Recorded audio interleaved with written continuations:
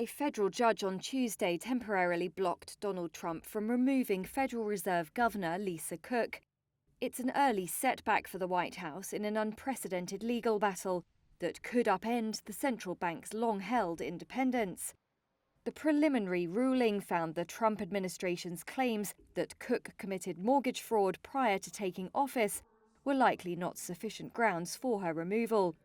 Cook denies any wrongdoing, but Trump has ramped up his campaign to gain influence over the US central bank and to get it to lower interest rates. He's already criticised Fed Chair Jerome Powell for the central bank's monetary policy. His campaign raises questions about the Fed's ability to operate free from political meddling.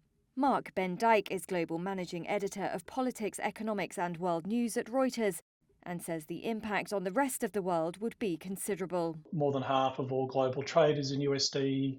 Almost 2/3 of all global debt is denominated in US dollars. We'd all have to buckle up if the Fed were to lose its independence.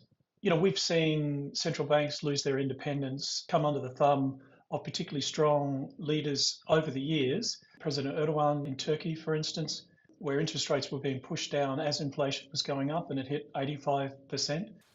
Many believe that inflation stays lower when interest rates are set by central bankers who don't have to worry about winning elections.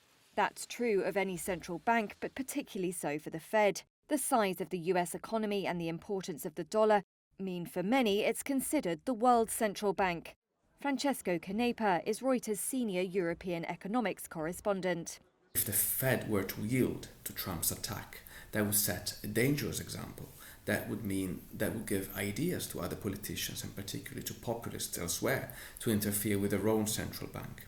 And what would that mean? Well, policymakers are worried that would mean the end of 40 years of central bank independence. Cook's case will likely end up before the Supreme Court.